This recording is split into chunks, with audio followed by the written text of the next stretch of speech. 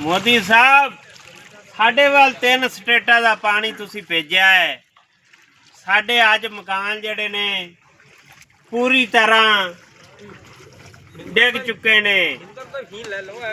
दोने नानके पिंड च बार्डर एरिया फाजिलका पट्टी ते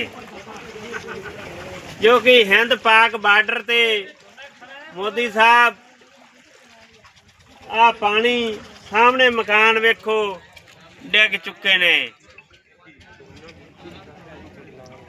ये एक एक मकान दा जेड़ा है मोदी साहब ये 3 स्टेटां दा पानी जेड़ा है पर अज पहले ही आपां छड्डिया होवे राजस्थान नूं।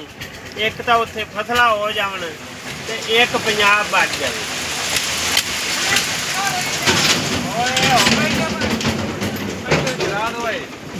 ओए ओए पार चला नहीं।